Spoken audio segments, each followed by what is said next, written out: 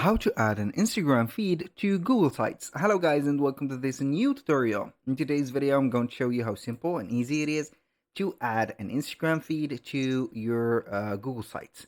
So the process is going to be very easy and simple, and we're going to be basically using a third-party platform which is going to be Elfsight. So this platform is going to be very crucial and also very useful. So what we're going to do is going to be very simple. We are going to head over sites.google.com, sign in for an account, and then we are going to open up our website.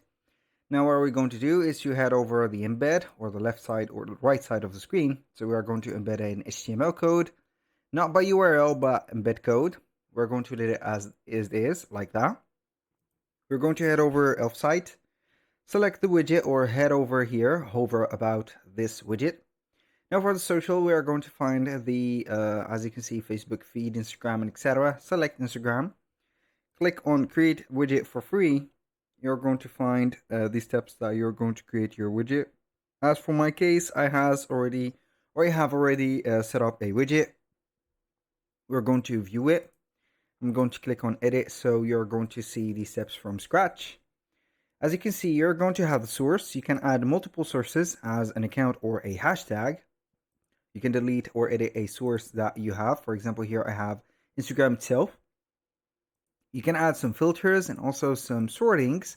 And then you can go ahead and control the layout slider as, for example, here as a grid or as a layout or a slider, I mean by that. You can regulate or set up the columns and rows, set up the header, and also the feed title.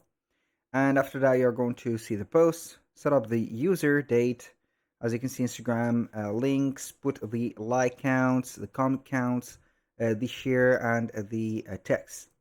After that, you can go ahead and modify the styles like this color scheme, head or header, post, load more buttons like this. This is the load more, and pop-up if you're going to add a pop-up.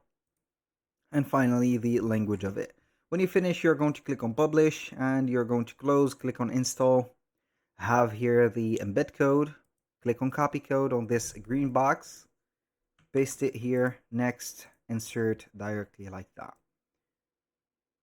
This is not the Instagram one, I think.